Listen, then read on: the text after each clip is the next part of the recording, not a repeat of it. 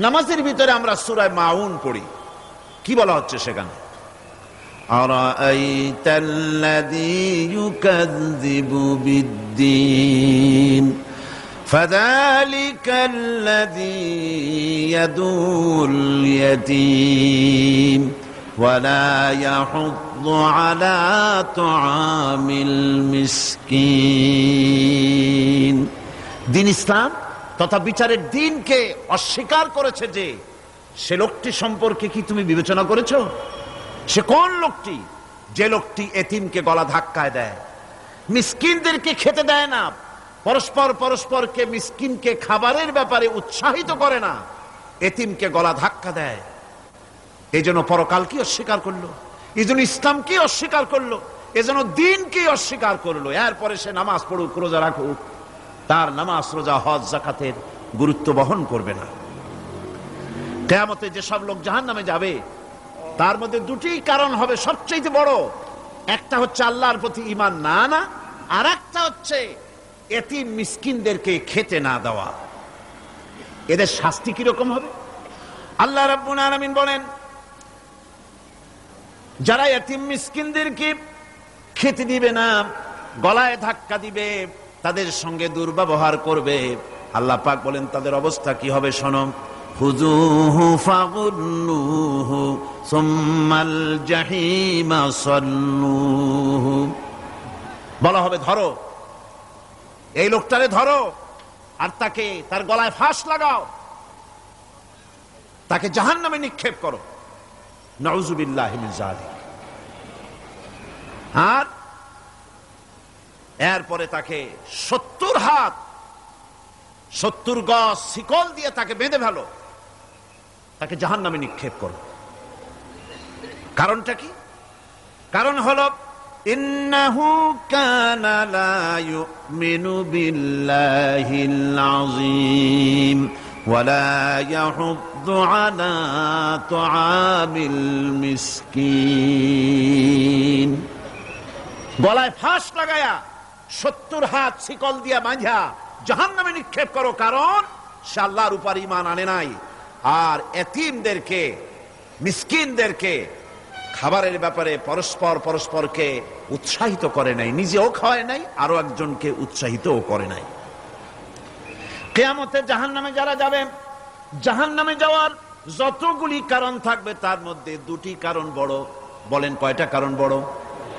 আল্লাহ পাক বলতেছেন জাহান্নামীদেরকে প্রশ্ন করা হবে, ইয়াতাসাআলুনা আনিল মুজরিমিন মা সালাকাকুম ফি সাকার। জাহান্নামীদেরকে প্রশ্ন করা হবে, জাহান্নামে আসছো কেন, কি অপরাধ করে আসছো?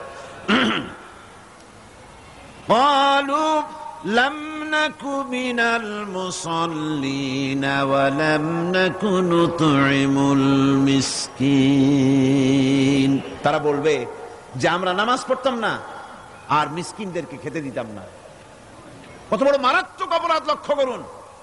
নামাজ না পড়া আর মিসকিনদের খেতে না দেওয়া জাহান্নামে যাওয়ার যত কারণ, তার মধ্যে শ্রেষ্ঠ দুটি কারণ হচ্ছে এই, যারা নামাজ পড়বে না, এতিম মিসকিনদেরকে খেতে দিবে না, এবং পরস্পরকে এতিম মিসকিনকে খেতে দেওয়ার ব্যাপারে উৎসাহিত করবে না, কিয়ামতে তারা জাহান্নামে যাবে। কোথায় যাবে? খোদ রাসূল কারীম সাল্লাল্লাহু আলাইহি ওয়াসাল্লামকে লক্ষ্য করে আল্লাহ রাব্বুল আলামিন বলেন, নবীজি আপনি এতিমদের সঙ্গে সদ্ব্যবহার করবেন, এতিমদের ব্যাপারে আপনি দায়িত্ব পালন করবেন। কারণ হলো আপনিও তো এক সময় এতিম ছিলেন, এতিমের ব্যাপারে দায়িত্ব পালন করবেন। কোরআনে কারীমে রব্বুল আলামিন বলেন, আলাম ইয়াজিদকা ইয়াতীমান ফাআওয়া। ও নবী, আমি কি আপনাকে এতিম অবস্থায় পাই নাই? আর তারপরে আমি কি আপনাকে আশ্রয় প্রদান করিনি? আপনাকে আমি এতিম অবস্থায় পেয়েছি, এরপরে আপনাকে আশ্রয় দিয়েছি। রাসূল তো এতিমদের সরদার। পৃথিবীর কোন এতিম যেন বলতে না পারে নবীজি আমার ব্যাপারে কি বলবেন, আমি তো এতিম মানুষ, আর তিনি আমার ব্যাপারে কিভাবে আমার দরদ বুঝবেন। নবীজিকে আল্লাহ পাক কেমন এতিম বানালেন, সমস্ত দুনিয়ার এতিমদের সরদার বানালেন। মায়ের পেটে যখন তিনি ছিলেন 6 মাসের সময় মায়ের পেটে থাকাকালীন বাপের এতিম হয়ে গেলেন। যখন প্রসব বেদনা শুরু হয়েছে মায়ের, দুনিয়ায় যখন তিনি আসবেন, হযরতে আমেনা ঘরের ভিতরে বসে তার অবস্থাটা কি? এই সন্তান পৃথিবীতে আসতে পরে যিনি সবচাইতে বেশি খুশি হবেন তিনি তো আজ দুনিয়ায় নাই। মনের ভিতরে কত কষ্ট। আল্লাহ রাব্বুল আলামিন তার হাবিবকে দুনিয়া আনলেন। রাসূলের দাদা ঘরের সামনে তাঁবুর সামনে দাঁড়ায়া তায়েফ থেকে আগত সাদিয়া গোত্রের লোকদেরকে বলতেছেন, এই ঘরের ভিতরে একটা এতিম বাচ্চা আছে, বেশি টাকা কড়ি দেওয়া যাবে না, যদি দয়া হয়ে নিয়ে যাও। গরিব মানুষ, এতিম মানুষ দেখে শুনে কেউ আর নিতে চায় না। সবশেষে এলেন ভাগ্যবতী মেয়ে, ভাগ্যবতী মহিলা হযরতে হালিমাতুস সাদিয়া। তিনি এসেছেন, কোনো ছেলে পেলে পায় নাই, সকলের শেষে তিনি এসেছেন। আব্দুল মুত্তালিব বলছেন, এই ঘরের মধ্যে একটা এতিম বাচ্চা আছে, দয়া হলে নিয়ে যেতে পারো।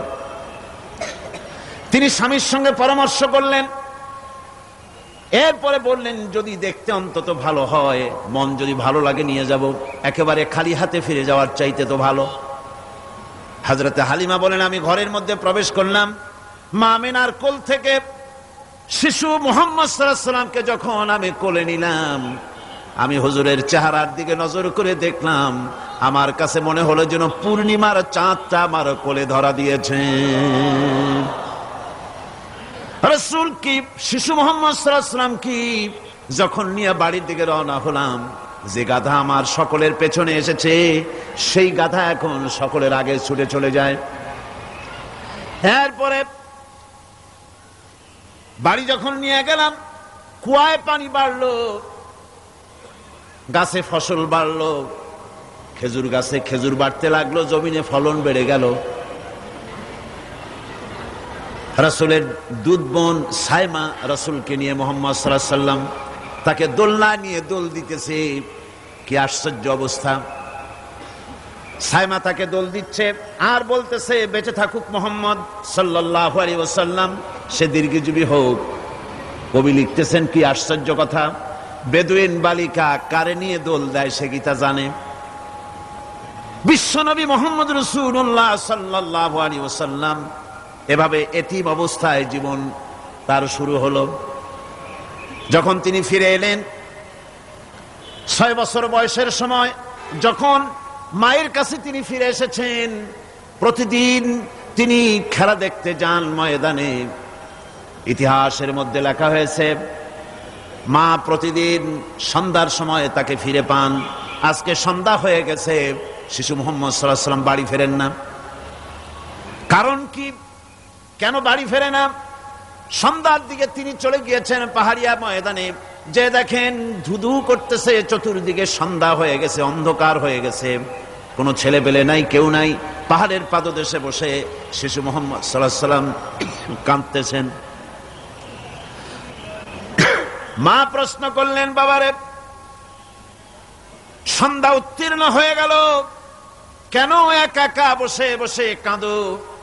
তিনি বলছেন, মাজি, আজ কদিন খেলা দেখতে আসলাম ময়দানে, প্রতিদিন দেখি যখন সন্ধ্যা হয়ে যায় মুরব্বী শ্রেণীর কিছু লোক আসে, ছেলেকে নাম ধরে ডাক দেয়, ছেলেরা দৌড়ে তারা বাবার কাছে চলে যায়, আর বাবা ছেলেকে কোলে নিয়ে মুখে চুমা দিয়ে বাড়ির দিকে নিয়ে যায়। আমি আজ কদিন পর্যন্ত এই ময়দানে এলাম, কোনদিন সন্ধ্যা বেলায় তো কেউ এসে আমাকে মুহাম্মদ বলে একটা ডাক দিল না। আমার আব্বা কি নাই? আল্লাহ রাব্বুল আলামিন বলেন, আলাম ইয়াজিদকা ইয়াতীমান ফাআওয়া, এরকম এতিম অবস্থায় পেয়ে আমি কি আপনাকে আশ্রয় দেই নাই? আপনাকে আমি পেয়েছি এতিম অবস্থায়, এরপরে আমি আপনারে আশ্রয় দিলাম। ওয়া ওয়াজাদাকা দাল্লান ফাহাদা, এরপরে আমি আপনাকে পথ হারা পেলাম, আমি আপনাকে পথের দিশা দিয়া দিলাম। ওয়া ওয়াজাদাকা আইলান ফাআগনা, এরপরে আমি আপনাকে দরিদ্র অবস্থায় পেয়েছি, তারপরে আমি আপনার দারিদ্র মুক্ত করেছি আপনাকে। সুতরাং ফাআম্মাল ইয়াতীমা ফালা তাকহার ওয়া আম্মাস সাইলা ফালা তানহার ওয়া আম্মা বিনি'মাতি রাব্বিকা ফাহাদ্দিস। সুতরাং নবী, এতিমের প্রতি নির্মম ব্যবহার করো না, এতিমের প্রতি ভালো ব্যবহার করো, নির্মমতা দেখায়ও না।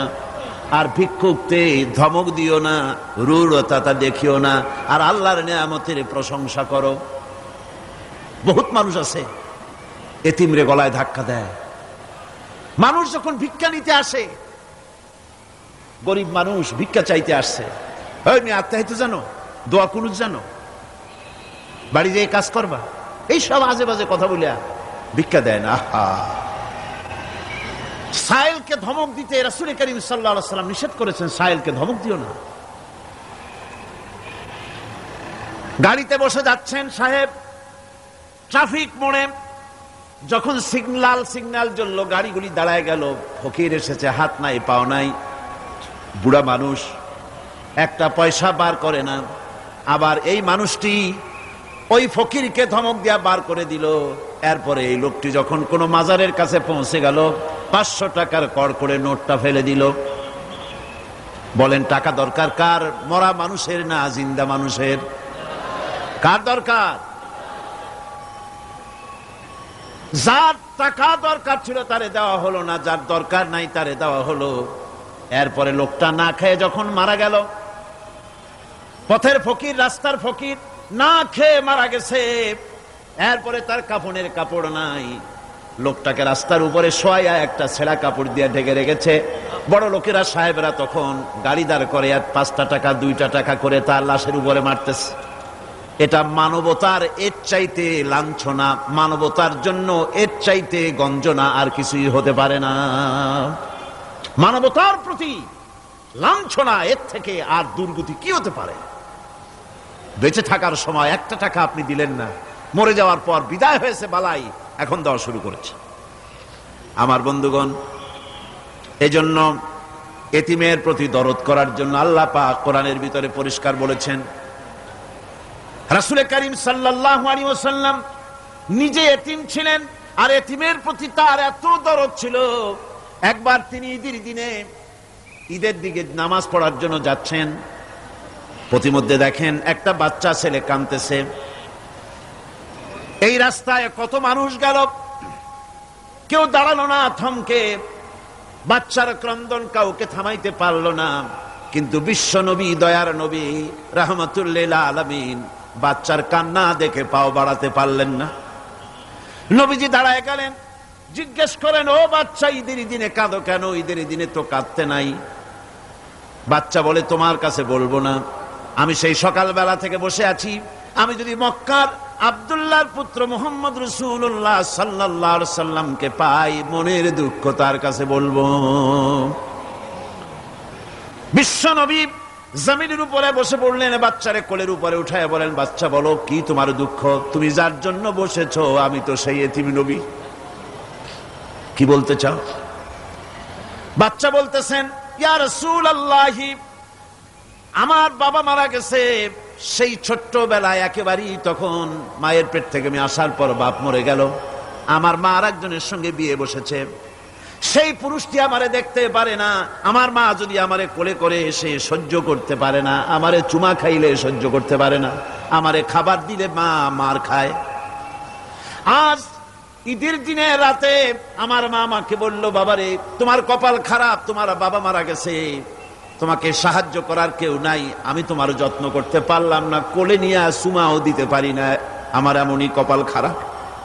সুতরাং এতিমের দরদ এতিম ছাড়ার কেউ বুঝবে না। তুমি আজ চলে যাও, ওই রাস্তায়, ঈদের রাস্তায় দাঁড়ায় থাকো, মাঠের রাস্তার পাশে, বিশ্ব নবীর কাছে তোমার দুঃখ বলো, এতিমের দুঃখ তিনি বুঝবেন। আমি মায়ের কথা মতো এই জায়গায় এতক্ষণ বসে আছি, হুজুর আপনি দয়া করে, আমার কথা তো আপনার কাছে বললাম, আমার মনের এই দুঃখ। নবীজি বাচ্চার কথা শুনতেছিলেন, চোখ দিয়া পানি পড়তেছিল। বাচ্চাকে বুকের সঙ্গে জড়িয়ে ধরে নবীজি বলেন, ও এতিম, মুহাম্মদ সাল্লাল্লাহু আলাইহি ওয়াসাল্লাম যদি তোমার পিতা হন আর হযরতে আয়েশা যদি তোমার মা হয়ে যায়, বলো তোমার মনের দুঃখ মেটে নাকি? ছেলে ডুকরে কেঁদে উঠলো আর বলল, ইয়া রাসূলুল্লাহ, আপনি যদি আমার পিতা হন আর আয়েশা যদি আমার মা হয়ে যায়, এর থেকে বড় সৌভাগ্যের আমার তো আর কিছুই নাই। নবীজি এতিমকে বাড়ি নিয়ে গিয়ে হযরতে আয়েশার হাতে তুলে দিয়ে বললেন, আয়েশা রে, পবিত্র ঈদের দিনে আল্লাহ রাব্বুল আলামিন তোমার জন্য একটা উপহার পাঠিয়েছেন, এটা যত্ন করো। এতিমের প্রতি দরদ রাখার জন্য আল্লাহ রাব্বুল আলামিন বলেছেন, এতিম, মিসকিন, বিধবা, অসহায় লোক, তাদের প্রতি যাতে করে মুসলিম সমাজ লক্ষ্য রাখে, সেজন্য আল্লাহ পাক নির্দেশ করেছেন। বুখারী এবং মুসলিম শরীফের হাদিসে এসেছে, আস-সাই আলাল আরমালাত ওয়াল মিসকিন কাস-সাই ফি সাবিলিল্লাহ। বিধবাদের জন্য, মিসকিনের জন্য কেউ যদি কোনো উদ্যোগ গ্রহণ করে, কেউ কোনো সাহায্য দেয়, জিহাদের ময়দানে জিহাদ করে আল্লাহর রাস্তায় যে সওয়াব পাওয়া যায়, যে মর্যাদা পাওয়া যায় আল্লাহর কাছে, এতিম, মিসকিন, বিধবাকে সাহায্য করলে সেই সওয়াব আল্লাহ রাব্বুল আলামিন আমলনামায় দিয়ে দেন। ইসলাম যেহেতু মজলুম মানবতার জন্য পৃথিবীতে এসেছে, যারা বলে ইসলাম পুঁজিবাদের আশ্রয়স্থল, তাদের মতো বেকুব আর নাই। এই কথা তারা বলে উদ্দেশ্যমূলক ভাবে, রাজনৈতিক উদ্দেশ্যমূলক ভাবে সব কথা বলে। ইসলাম যদি পুঁজিবাদের আশ্রয়স্থল হবে, তাহলে তো ইসলাম সর্বপ্রথম কবুল করতো ধনীরা, কথা ঠিক কিনা কন? কিন্তু ইসলাম কবুল করলো সর্বপ্রথম কারা? সর্বপ্রথম ইসলাম কবুল করেছে নিগৃহীত, নির্যাতিত গরিব মানুষগুলি, হযরত বেলালের মতো মানুষ, আম্মারের মতো মানুষ। এই সব গরিব মানুষগুলি, নারী, গরিব, অসহায়, নির্যাতিত, তারা ইসলাম কবুল করেছেন সর্বপ্রথম। সুতরাং ইসলাম পুঁজিবাদের আশ্রয়স্থল নয়, ইসলাম হচ্ছে দুনিয়ার সমস্ত মজলুম মানবতার আশ্রয়স্থল। যেরকম আলহামদুলিল্লাহ। আমার বন্ধুগণ, ইসলামী বিপ্লবীর দাওয়াতের পর্যায়ে মক্কি জিন্দেগিতে যখন সূরাগুলি রাসূলের আসতেছিল, সেই সময় আল্লাহ রাব্বুল আলামিন বলেছেন, ওয়াহাদাইনাহুন নাজদাইন, আমি কি উভয় স্পষ্ট পথ তাদেরকে দেখায় দেই নাই? উভয় স্পষ্ট পথ তাদেরকে দেখানো হয়েছে। ফালাকতাহামাল আকাবাতা ওয়া মা আদরাকা মাল আকাবা ফাক্কু রাকাবা। তুমি কি জানো, তারা, আসল কথা হলো তারা সেই দুর্গম বন্ধুর ঘাঁটিটি অতিক্রম করতে চায় না। তুমি কি জানো সেই বন্ধুর দুর্গম ঘাঁটিটি কি? তা হচ্ছে শৃঙ্খল বন্দি দশা থেকে মানুষদেরকে মুক্ত করে দেওয়া, আর আও ইতআমুন ফি ইয়াউমিন যী মাসগাবা ইয়াতীমান যা মাকরাবা আও মিসকিনান যা মাতরাবা। উপবাসের দিনে নিকটবর্তী এতিম দুঃখীকে খেতে দেওয়া, আর ধুলামলিন মিসকিন যারা আছে তাদেরকে খেতে দেওয়া, যাদের পেটে খাবার নাই, ক্ষুধার দিনে খুঁজে খুঁজে তাদেরকে খাবার দেওয়া। এই সমস্ত কাজ যারা করবে, আল্লাহ রাব্বুল আলামিন তাদের সম্পর্কে বলেছেন, উলাইকা আসহাবুল মাইমানা, কিয়ামতের দিন এদের ডান হাতে আল্লাহ রাব্বুল আলামিন আমলনামা দান করবেন। জোরে কোন সুবহানাল্লাহ। আমলনামা বেঈমান যারা তাদের হাতে আসবে, তাদের কোন হাতে আসবে? বাম হাতে। আর আমলনামা ডান হাতে আসবে কাদের? এই সমস্ত লোকদের যারা এতিমকে, মিসকিনকে যারা খেতে দিয়েছে। আর খেতে দিয়ে, এতিম মিসকিনদেরকে খেতে দিয়ে তারপরে এর দ্বারা তাদেরকে কোনো খোটা দেয় নাই। তাদেরকে কেন খাওয়াস? কোরআনে কারীম বলছে, وَيُطْعِمُونَ الطَّعَامَ عَلَى حُبِّهِ مِسْكِينًا وَيَتِيمًا وَأَسِيرًا। আল্লাহর সৎ লোকেরা আল্লাহর ভালোবাসায় উদ্বুদ্ধ হয়ে খাবার খাওয়ায় মিসকিনদেরকে, এতিমদেরকে। নামাজ পড়ো সেইভাবে যেভাবে আমাকে নামাজ পড়তে দেখছো। সুবহানাল্লাহ ওয়া বিহামদিহি। হুজুরের মতো নামাজ পড়তে হবে। নামাজে দাঁড়ায়া হায়রে কপাল, মসজিদে ঢুকতে যত দেরি, বেরোতে দেরি নেই, বাইরেতে পারলেই যেন বাসে। তারপরে ইমাম যদি আত্তাহিয়াত পড়তে একটু দেরি করে বসে, পিছন থেকে সমানে সিগন্যাল আসতে থাকে। লক্ষ্য করছেন আপনারা? এর নাম ফাইজলামি। এটার নাম কি? এই ফাইজলামি করার অধিকার নাই তোমার। ইমামকে তুমি ডিকটেট করতে পারো না। ইমামকে হুঁশিয়ার করার জন্য যদি কাশি দিয়ে থাকো, তোমার নামাজ ফাসেদ হয়ে যাবে। নামাজের ভিতরে কাশি দিয়ে ইমামরে শুনায় দেয় যেন, ইমাম সাহেব আমার মামলা তো ডিসমিস হয়েছে কখন, আপনার খবর কি, কোন মকামে আছেন এখন? নামাজ সোজা হয়ে দাঁড়াতে হবে, তাদিল আরকান ঠিক রাখতে হবে। তাদিল শব্দের অর্থ হলো বরাবর করা। রুকুর ভিতরে থাকবেন যতক্ষণ, দাঁড়িয়ে থাকবেন ততক্ষণ, অন্তত এক তাসবিহ পরিমাণ তো বটেই। সেই পরিমাণ সোজা হয়ে দাঁড়ানো হয় না, ওয়াজিব তরফ হয়ে যাচ্ছে। আমার বন্ধুগণ, নামাজ যদি না হলো, যার নামাজ আছে তার সব আছে, যার নামাজ নাই তার ফাউন্ডেশন নাই, ঈমানও নাই। রুকুর ভিতরে যতক্ষণ থাকলেন, রুকুর থেকে দাঁড়িয়ে রব্বানা লাকাল হামদ হামদান কাসীরান তাইয়িবান মুবারাকান ফি, একজন সাহাবী এই দোয়া পড়েছিলেন। হুজুর বললেন, ও সাহাবী, তুমি যখন এই দোয়া পড়তেছিলে তুমি জানো না আমি নবী, আমি দেখি, তোমরা দেখতে পাও না, আমি দেখতেছিলাম ফেরেশতারা তুমি এই যে দোয়াটা পড়তেছিলে রুকু থেকে দাঁড়াইয়া, তোমার আমল নামায় নেকি কে কত বেশি লিখবে তা নিয়ে ফেরেশতারা প্রতিযোগিতা করতেছিল।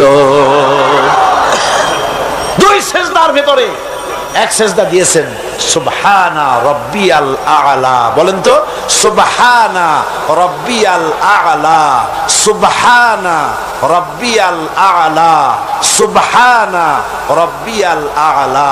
সময় লাগে না? লক্ষ্য করে দেখেন যে মুরগিতেও এত তাড়াতাড়ি দানা খাইতে পারে না যত তাড়াতাড়ি সেজদা দিয়ে উঠে যায়। একটা সেজদায় যত সময় লাগলো, দুই সেজদার মাঝখানে ততখানি সময় দিবেন।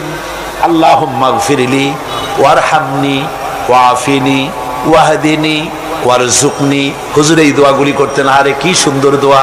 আল্লাহ আমারে মাফ করে দাও, আমারে সুস্থ করো, আমার উপরে রহম করো, আমাকে তুমি রিজিক দান করো। সুবহানাল্লাহ।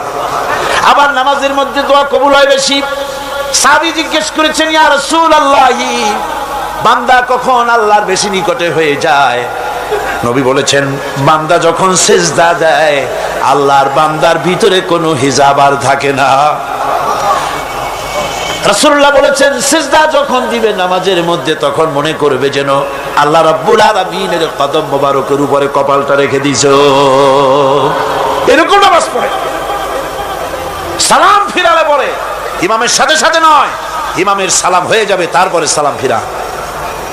এরপরে ইমামের সালাম ফিরানো হয়ে গেল, তারপরে পড়েন আল্লাহু আকবার। কি বলবেন? এরপরে তিনবার পড়বেন আস্তাগফিরুল্লাহ আস্তাগফিরুল্লাহ আস্তাগফিরুল্লাহ। দোয়াগুলি সঠিকভাবে পড়তে হবে। তাওহীদের চতুর্থ নম্বরের দাবি হলো নামাজকে সঠিকভাবে আদায় করতে হবে। আমার ভাইরা, নামাজ ছেড়ে দিলে হবে না।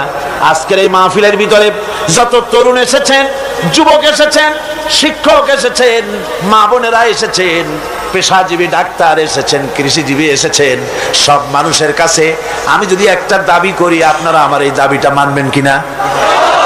মানবেন? আমার দাবি আপনাদের কাছে, তাওহীদের দাবি আপনাদের কাছে এই, আসুন ওয়াদা করি, যতক্ষণ এত বড় ফরজ যে নামাজ না পড়লে জাহান্নামে যেতে হবে, নামাজ না পড়লে ঈমান থাকবে না, মুসলমান বলে দাবি করার কোনো হক নাই, এই যখন অবস্থা, এই নামাজ যতদিন না আজরাইল আমাদের শিয়রে না আসতেছে ততদিন পর্যন্ত নামাজ ছেড়ে দেব না। এই ওয়াদা কি করতে পারেন? হাত উঁচু করে দেখান, হাত উঁচু করে দেখান। আলহামদুলিল্লাহ। হাত উঁচু করে রাখেন, আল্লাহ দেখুক। হাত উঁচু করে রাখেন, আল্লাহ দেখুক। আলহামদুলিল্লাহ। হাত নামান, হাত নামান। আল্লাহ পাক কবুল করুন। জোরে কোন আমিন। আরো জোরে বলেন আমিন। আজকের এশা থেকে শুরু হবে। আজকে অনেকের বলি, ভাই নামাজ পড়ো না কেন? নামাজটা পড়ো। হুজুর দোয়া করেন, চেষ্টা করতেছি। তুমি হুজুর গো কি পাগল পাইছো নাকি? তুমি নামাজ পড়বা, তাতে দোয়া লাগবে কেন? তুমি তো একথা কখনো বলো না, হুজুর দুপুরে ভাত খাবো, একটু দোয়া করুন যেন খাইতে পারি। রান্না করবা, প্লেট আছে বাড়ি, চাউল আছে, রান্না করো, প্লেটে নিয়ে জমের খাওয়া খাও। তুমি নামাজ পড়বা, কুয়ায় পানি আছে, টিউবওয়েলে পানি আছে, মসজিদ আছে, যাই নামাজ পড়ো। দোয়ার দরকারটা কি? ইচ্ছার দরকার, চেষ্টার দরকার। সুতরাং সব অজুহাত ছেড়ে দিতে হবে।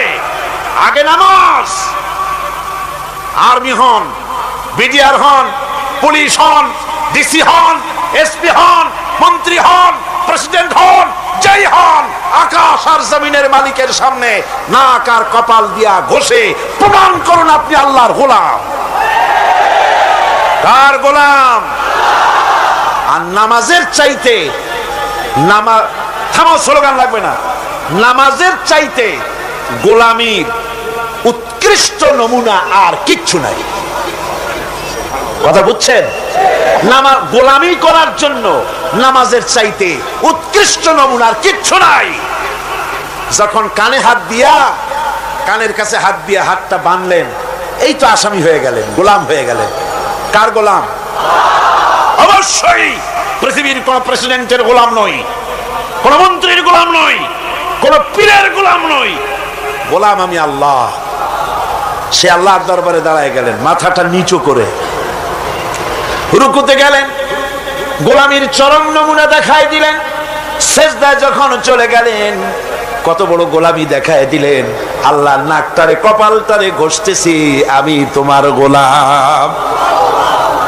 ফজরের আজান হয়ে গেছে, ঘুমায় থেকো না, উযু করো, আর এরপরে মসজিদে চলে যাও। ফজরের নামাজ যদি কেউ জামাতে পড়ে, হাদিস শরীফে এসেছে, সারা রাত ধরে নামাজ পড়লে যে সওয়াব হতো, ওই সওয়াব ফজরের জামাতে আল্লাহ দিয়া দিবে। এত সওয়াব দিয়া মসজিদে বলা হয় হাইয়া আলাস সালাহ, হাইয়া আলাল ফালাহ, এসো নামাজের দিকে, এসো কল্যাণের দিকে। সাহেব ডাকছে, তখন বসে থাকে ঠ্যাঙের উপরে ঠ্যাং ফেলাইয়া, সিগারেট বাম হাতে ধরাইয়া টান দিয়া ফু ছাড়িয়ে দিয়ে দেখে ফু যায় কদ্দুর। কি নামাজ, কি রোজা? তুমি যদি আল্লাহরে সেজদাই না দিলা, তুমি আর গরু কোনো পার্থক্য নাই। আছে পার্থক্য? আমি কি বেশি বললাম নাকি? বেশি বলি নাই, বরং গরু তোমার থেকে ভালো। গরু আল্লাহর জিকির করে, আল্লাহ স্মরণ করে সবাই। তুমি আল্লাহ স্মরণ থেকে নাফরমান হয়ে গিয়েছো। ফজরের সময় উঠি সেজদা দিয়া প্রমাণ করো, আল্লাহ এই দিন শুরু করলাম তোমার গোলামির মাধ্যমে। কপালটা মাটিতে ঠেকায় দিয়া প্রমাণ করে দিলাম আমি তোমার গোলাম।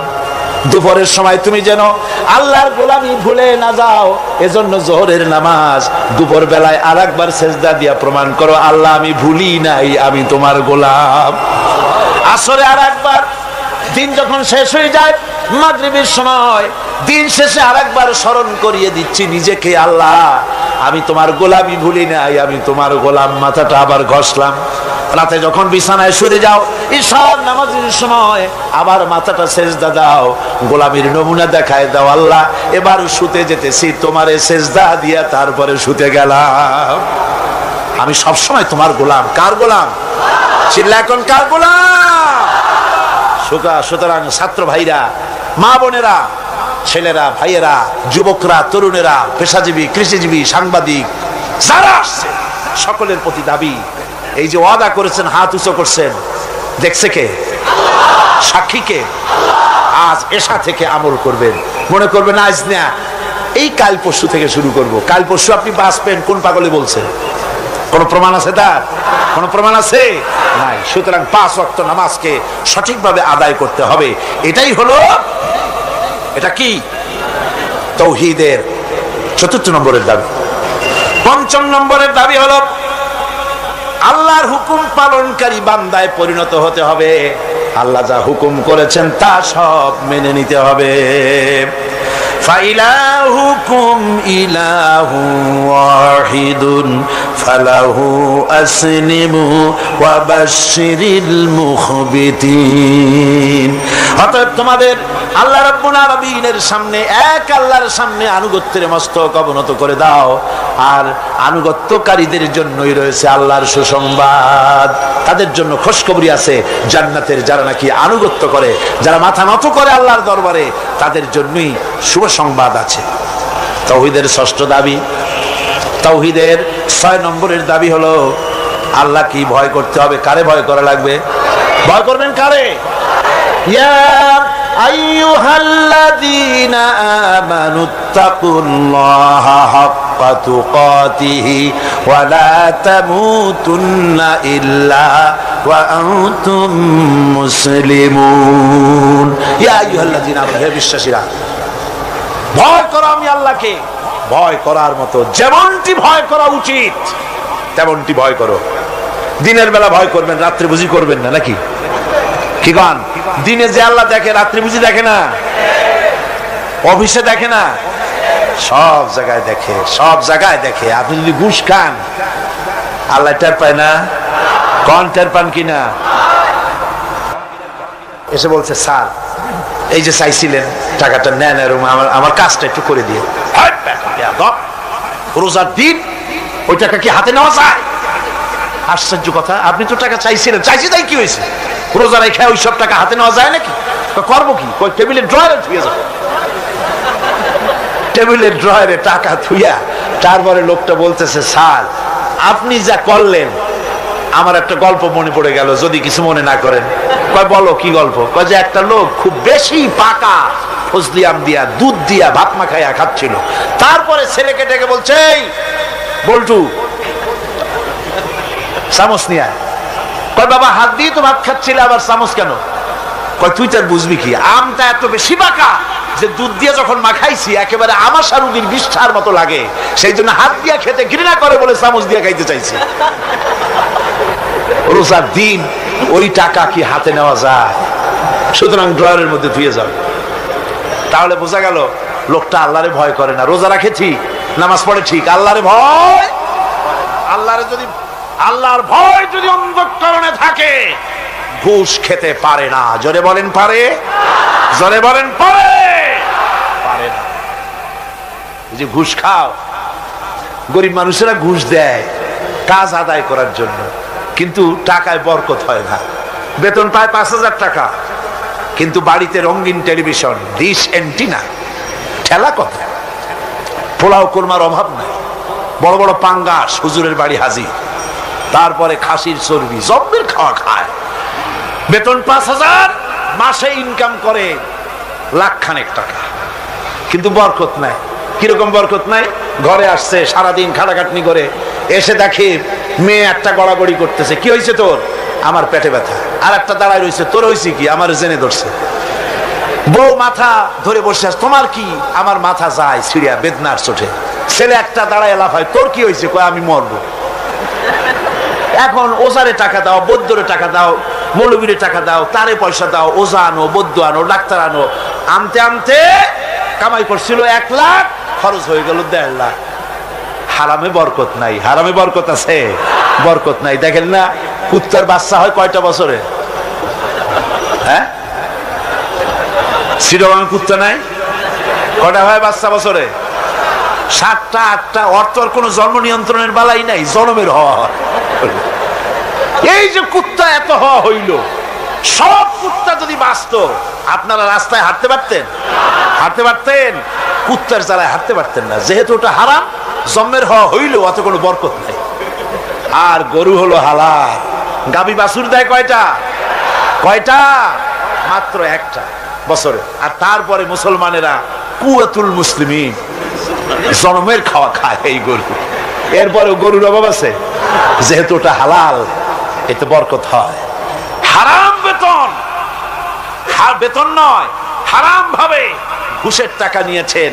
যে টাকা দিয়েছে সে তো টাকাটা না দিয়ে পারে নাই, করবে কি? কাজ আদায় করার জন্য দিছে। টাকাটা দেয় আর একটু কষ্টা হাসি হাসে, হাসিও না কান্দাও না, একটা ভেটকি দেওয়ার মতো অফিসের সামনে দিয়া তারপরে বাড়ির দিকে যায় আর বলে, আল্লাহ এতগুলি টাকা আমার নিল, ওরে কলেরা দিয়ে ওর পুষ্টি সাফ করে দিও, এই বদদোয়া করে, এই বদদোয়া করে। তাই ঘুষখোর অফিসারদের কামাই রুজিতে বরকত নাই। কথা ঠিক কিনা কর? ঘুষ ছাড়ো, ঘুষ হারাম, পায়খানার মতো হারাম, শুয়ারের মাংসের মতো হারাম। ঘুষ হারাম, সুদ হারাম। সুতরাং আল্লাহরে ভয় করো। ইমানের ৬ষ্ঠ নম্বরের দাবি, ভয় করতে হবে কাকে? আল্লাহ রাব্বুল আলামিনকে ভয় করতে হবে। ৭ম নম্বরের তাওহীদের দাবি হচ্ছে সাহায্য চাইতে হবে কেবলমাত্র আল্লাহ রাব্বুল আলামিনের কাছে।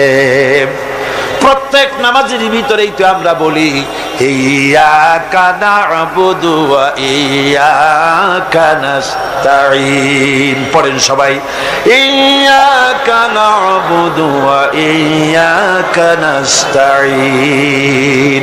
একমাত্র আমি তোমার গোলাম আর তোমার কাছেই সাহায্য যাচিয়া করি। নামাজের মধ্যে এই কথা কইয়া তারপরে সাহায্য চান মানুষের কাছে গিয়া, ছেলে দাও, মেয়ে দাও, স্বাস্থ্য ভালো করো, এই সমস্ত কথা গিয়া বলেন। সম্পূর্ণ উল্টা খাসলা শিরকের মধ্যে মুবতালা হয়ে যাচ্ছেন। চাইতে হবে আল্লাহর কাছে, গোলামিটা হবে আল্লাহর। গোলামিটা হবে কার?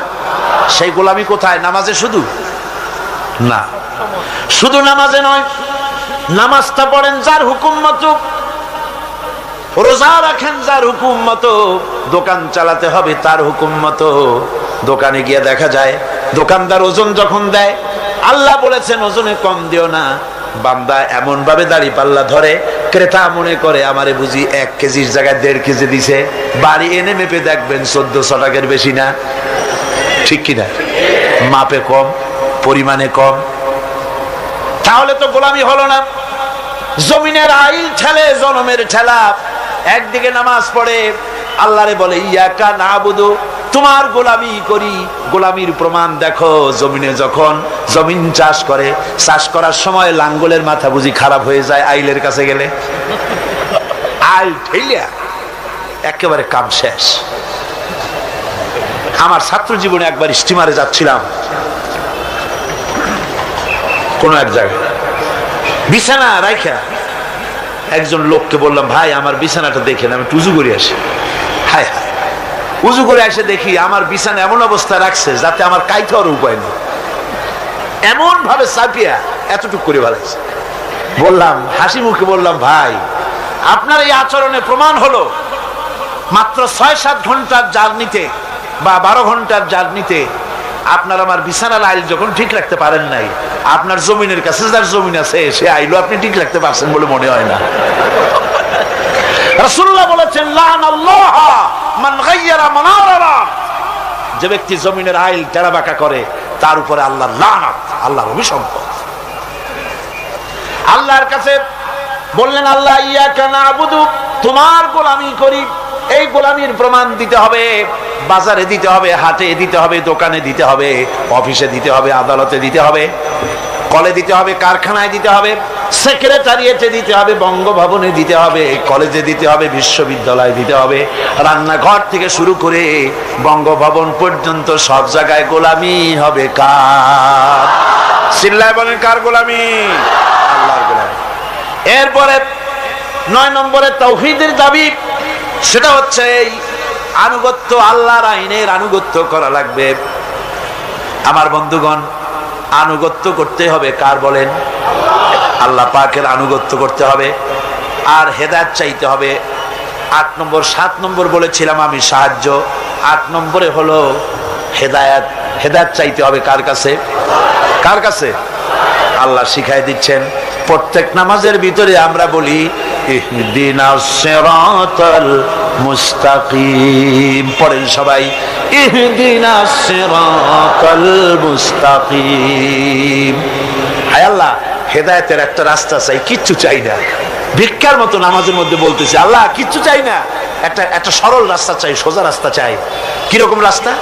সিরাতাল্লাযীনা আন'আমতা আলাইহিম গায়রিল মাগদুবি আলাইহিম ওয়ালাদ-দাল্লিন।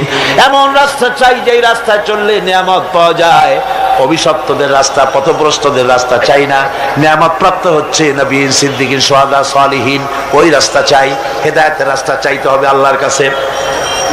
নামাজের ভিতরে আমরা যে হেদায়েতের রাস্তা চাইলাম আল্লাহর কাছে, আল্লাহ রাব্বুল আলামিন এই আমাদের এই চাওয়ার জবাবে আল্লাহ পাক বলেন, আমার কাছে রাস্তা চেয়েছো, এরই জবাবে 30 পারা কোরআন শরীফ দিলাম, এটাই হেদায়েতের পথ। আর জবাব দিলেন আল্লাহ সূরা ফাতিহার জবাব সূরা ইয়াসিনের মধ্যে আল্লাহ দিয়ে দিয়েছেন। সূরা ফাতিহায় আমরা বললাম ইহদিনাস সিরাতাল মুস্তাকিম, আয় আল্লাহ সোজা রাস্তাটা দেখাও। সূরা ইয়াসিনে গিয়ে আল্লাহ জবাব দিয়ে দিলেন, ও বান্দা তুমি আমার কাছে সোজা রাস্তা চেয়েছো, শোনো, ওয়া আনি'বুদুনি হাযা সিরাতুম মুস্তাকিম, আমার গোলামি কর, আমার দাসত্ব কর, হাযা সিরাতুম মুস্তাকিম, এটাই হলো সহজ সরল রয়্যাল রোড, যার শুরু হলো দুনিয়া থেকে, শেষ হলো জান্নাতুল ফেরদাউসে গিয়া। জোরে বলেন সুবহানাল্লাহ। সুতরাং হেদায়েত চাইতে হবে কার কাছে? আল্লাহর কাছে। আল্লাহর কাছে হেদায়েত চাইলাম, আল্লাহ কোরআন দিলেন আর নবী দিয়া দিলেন। নবীর কাছ থেকে হেদায়েতের নমুনাটা নিতে হবে। একজন বদবী, একজন গ্রাম্য লোক রাসূলের কাছে এসে প্রশ্ন করেছিলেন, হুজুর আমি গ্রাম্য মানুষ, সব সময় আপনার খেদমতে আসতে পারি না, আমি গরিব মানুষ, হুজুর আমাকে আপনি বলে দেন তাওহীদ কারে বলে, রিসালাত কারে বলে, আখিরাত কারে বলে, ঈমান কারে বলে। হুজুর সব তারে ব্যাখ্যা করে শোনায় দিলেন। লোকটা যাওয়ার সময় বললেন, ইয়া রাসূলুল্লাহ, আল্লাহর নামে কসম করে বলি, ঈমান, রিসালাত, আখিরাত, ইহসান, তাওহীদ ইত্যাদির যে ব্যাখ্যা আপনি দান করলেন, এর থেকে আমি এক চুলো বাড়াবো না, এক চুলো আমি কমাবো না। এই বলে লোকটা যখন বিদায় হতে লাগলো, আল্লাহর নবী উপস্থিত সাহাবীদের বললেন, সাহাবীরা, এই দুনিয়ায় বেঁচে থাকা অবস্থায় যদি কোনো বেহেশতি মানুষ দেখে চোখ শীতল করতে চাও, তাহলে এই বান্দার দিকে তাকায় দেখো, সে আল্লাহর জান্নাতি। কারণ সে বলেছে, রাসূল ইসলামের যে ব্যাখ্যা আপনি দিয়েছেন, এর থেকে এক চুল বাড়াবো না, এক চুল কমাবো না। এর নাম ঈমান। এর নাম কি? সিল্লাকনের নাম কি? আজ মুসলমানের কপাল পুড়ছে। কেন মুসলমানদের কপাল পুড়েছে? রাসূলুল্লাহর কাছে থেকে ঈমান, ইসলাম, তাওহীদের ব্যাখ্যা নিতে চায় না। খাজা বাবাই কি কয়, হুজুর কেবলা কি কয়, কোন দেশ থেকে কোন হুজুর কেবলা আসলো, তিনি কি ব্যাখ্যা দিলেন, সেই ব্যাখ্যা অনুযায়ী যায়। ওই ব্যাখ্যা কোরআনে বা হাদিসে আছে কিনা একটু যাচাই পর্যন্ত করে না। জোরে কর নাউযুবিল্লাহ। হ্যাঁ, কোন পীর সাহেব যদি বলেন এভাবে পাগড়ি বাঁধো, আমি যদি দেখি হাদিসে ওরকম পাগড়ি বেঁধেছেন রাসূল, অবশ্যই পীর সাহেবের কথা মানবো। কিন্তু পীর সাহেব যদি এমন পাগড়ি বাঁধার কথা বলেন যেরকম হুজুর বাঁধেন নাই, সাহাবীরা বাঁধেন নাই, সে পীর যেখান থেকে আসুক না কেন, সে পীরের কথা মানি না। বলেন ঠিক কিনা? জোরে বলেন ঠিক কিনা? পীর সাহেব আমারে জিকির শিখান, আমি যদি দেখি আমার রাসূলুল্লাহ ওই রকম জিকির করেছেন, নবীর সাহাবীরা ওই রকম জিকির করেছেন, পীর সাহেবের কথা মাথা পেতে মেনে নেব, যেহেতু তিনি আমার রাসূলের কথা বলেছেন, আমার রাসূলের সাহাবীদের মতো বলেছেন।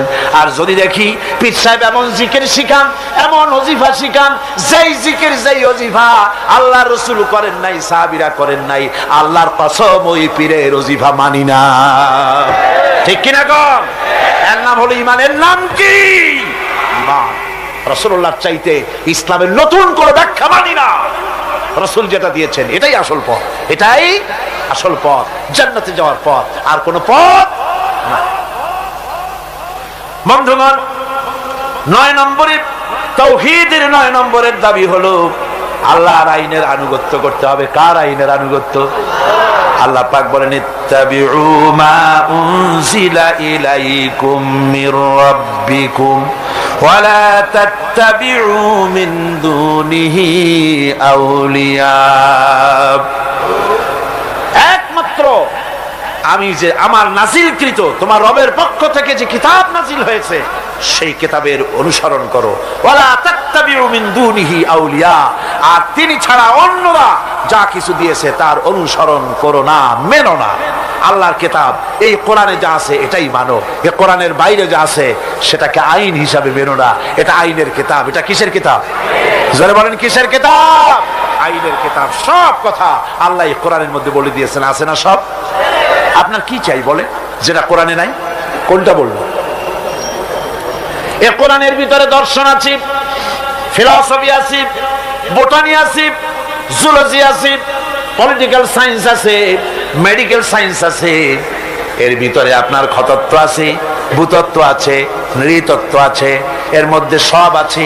মেয়ে লোকের কথা আছে, প্রতিবেশীর কথা আছে, মা বাপের কথা আছে, শ্রমিকের কথা আছে, সাদা কালা মানুষের কথা আছে।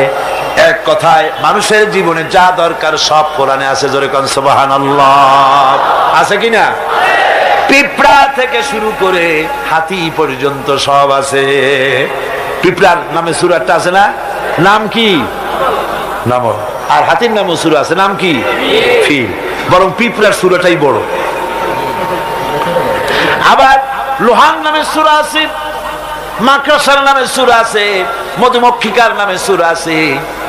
এই পৃথিবীর অর্ধেক জনশক্তি নারী, সে মেয়ে লোকের ব্যাপারেও সূরা আছে। আছে কিনা কোন? এসব কথা আমি আগামীকাল বলবো ইনশাআল্লাহ। আল্লাহ পাক বলেন তিবিয়ানান লিকুল্লি শাই, খুলে খুলে সব কথা কোরআন শরীফের মধ্যে আমি বলে দিয়েছি।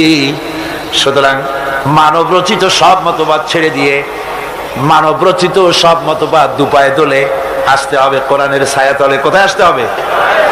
কোরআনের ছায়াতলে আসতে হবে। সব ভুলে যেতে হবে, সবকিছু অন্ধকার, আর ইসলাম হলো নূর। এই পৃথিবীতে আপনারা আমাকে বলেন, সমাজতন্ত্র আল্লাহর তৈরি না মানুষের তৈরি? পুঁজিবাদ আল্লাহর তৈরি না মানুষের তৈরি? ধর্ম নিরপেক্ষতাবাদ আল্লাহর তৈরি না মানুষের তৈরি? কমিউনিজম আল্লাহর তৈরি না মানুষের তৈরি? জাতীয়তাবাদ আল্লাহর তৈরি না মানুষের তৈরি? আর ইসলাম কার তৈরি বলেন? এ কোরআন কার তৈরি বলেন? এই কোরআন শরীফের ভিতরে আল্লাহ রাব্বুল আলামিন গ্যারান্টি দিতেছেন, ফামান তাবিআ হুদায়া ফালা খাউফুন আলাইহিম ওয়ালা হুম ইয়াহজানুন। এই কোরআন যারা মেনে চলবে তাদের জন্য কোনো ভয় নাই, তাদের জন্য কোনো চিন্তা নাই। আলা খাউফুন আলাইহিম, ভয় নাই, চিন্তা নাই। কিসের ভয় নাই, কিসের চিন্তা নাই? কোরআনের আইন যে দেশ মানবে, কোরআনের আইন যে দেশ, যে রাষ্ট্র, যেই জনগণ মানবে, তাদের জন্য খাওয়া পড়া, শিক্ষা, চিকিৎসা, বাসস্থানের চিন্তা থাকবে না। আর হত্যা, ধর্ষণ, হাইজাক, লুট ইত্যাদির কোনো ভয়ও থাকবে না। দুনিয়ায় শান্তি পাবে, কিয়ামতের দিন জাহান্নাম থেকে আল্লাহ মুক্তি দিয়া দিবেন। জোরে বলেন সুবহানাল্লাহ। সুতরাং এই কোরআনের দিকে আসতে হবে, কোরআনের দিকে আমাদেরকে এগিয়ে আসতে হবে। আল্লাহর গ্যারান্টি, খাওয়া পড়া, শিক্ষা, চিকিৎসা, বাসস্থানের গ্যারান্টি কে দিয়েছে? কোরআন দিয়েছে। কে দিয়েছে? কোরআন দিয়েছে। কোরআনের কথা বিশ্বাস হইল না, বিশ্বাস হইল কার কথা? নির্বাচনের সময় সলিমুদ্দিন এসে মঞ্চে দাঁড়ায় গেছে। একজন, উনি দাঁড়াবার আগে একজন এসে বলল, ভাইয়ের আমার, বোনের আমার, এতক্ষণ ধরে যার বক্তব্য শোনার জন্য প্রচন্ড রৌদ্রের ভেতরে প্রতীক্ষায় ছিলেন, ইনি সেই গরিবের বন্ধু, শ্রমিকের শত্রু নাকি জানি, জনগণের কলিজার টুকরা, কৃষকের নয়নের মণি, সাধারণ মানুষের ঘিলুর চামড়া, অমুক সেরাগালি সাহেব। উনি এবার বক্তব্য রাখবেন। উনি বললেন, এবার আমি দাঁড়াইছি, আমারে ভোট দেন। সালাম কত তখন, মাশাআল্লাহ। ধর্মের কথা ওরা আমাদের বলে, আমরা নাকি ধর্মের নামে রাজনীতি করি, ধর্ম নিয়ে নাকি আমরা ব্যবসা করি। নাউজুবিল্লাহ। ধর্ম ব্যবসা তো ওরা, ধর্ম ব্যবসায়ী কারা? ওরাই। মৌসুম আসতে পারে, সারা বছরে সালাম দেয় না, নির্বাচন যখন আসে, খায়রে সালাম, সালাম দিতে দিতে আসসালামু আলাইকুম, এই এত সময় বলবে কতক্ষণ? খালি কয় চালকুম চালকুম, তাড়াতাড়ি হয়ে যায়, দ্রুত সালামের ব্যবস্থা। তারপরে বাড়ি বাড়ি গিয়ে হাজির, সালামের দেখেন গরজ কত। বরিশালে শুনে আসলাম, একজন ক্যান্ডিডেট নাকি এরকম গত নির্বাচনে সালাম দিতে দিতে একেবারে শেষ। তারপরে রাতে বাড়ি ফিরতেছে ক্যানভাস করে, রাত্রিবেলায় যাওয়ার সময় রাস্তা দিয়ে যাচ্ছে, সাথে লোকজন আছে, সামনে দেখে রাস্তার উপরে একটা মানুষের মতো, কয় আসসালামু আলাইকুম, জবাব নেই। আরে ভাই, জবাব না দেন, ভোট না দেন, সালামের জবাবটা তো দিবেন, তাও কথা কয়। তারপর আচ্ছা ঠিক আছে একটু মোসাফা করি, হাত দিয়েছে, তা হাতও বাড়াইলো, ব্যাপারটা সালাম দেই, সালামদের জবাব দেয় না, হাত বাড়াইলাম, মোসাফা করে না, কি কাছে যায় দেখে যে মানুষ না মরা খাজুর গাছ। এই গরজ হয় তখন, বাড়ি বাড়ি যায়, মানুষের দরদে অস্থির, লক্ষ লক্ষ টাকা খরচ করে নির্বাচনে, জনগণের মহব্বতে। তার মানে হলো নির্বাচন হচ্ছে একটা ইলেকশনে জিতে যাওয়া এটা হলো বড় রকমের একটা কৃষি ক্ষেত। এখানে 10 লাখ জমা করতে পারলে, মন্ত্রী হইতে পারলে 20 কোটি টাকা ইনকাম করার পথ হয়ে যায়, বিরাট বিরাট বড় লোক হয়ে যায়। তখন আর গরিবের কথা মনে থাকে না। মাশাআল্লাহ, গর্দান এইরকম মোটা হয়, ফিরতে পারে না, সশরীরে ফেরা ছাড়া খালি মাথা ফিরাইতে পারে না, গাজী রকেটের মতো। তারপরে পেট মাশাআল্লাহ এরকম উকুন মারা যায় পেটের উপরে। কোন হলে যদি ঢোকে, হলের মধ্যে যারা থাকে তারা কয় যে শুধু তো পেট দেখি, নেতা কই? কই নেতা তো পিছনে। জনগণের মাল খাইয়া তারপরে এইভাবে হারাম খেয়ে শরীরকে পরিপুষ্ট করে, মানুষকে ধোকা দেয়, আর মানুষগুলো ধোকায় পড়ে যায়।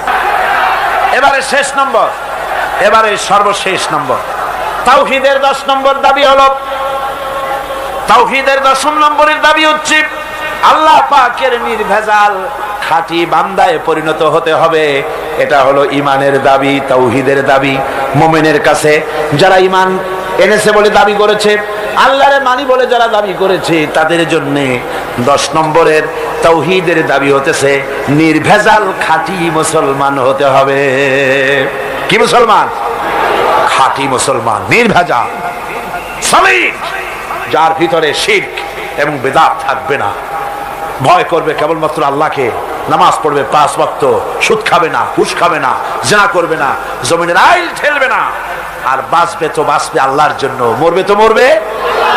আল্লাহ রাব্বুল আলামিন শিখায় দিচ্ছেন এরকম খাঁটি বান্দা হওয়ার জন্য বলো, কুল ইন্না সালাতি ওয়া নুসুকি ওয়া মাহইয়ায়া ওয়া মামাতি লিল্লাহি রাব্বিল আলামিন।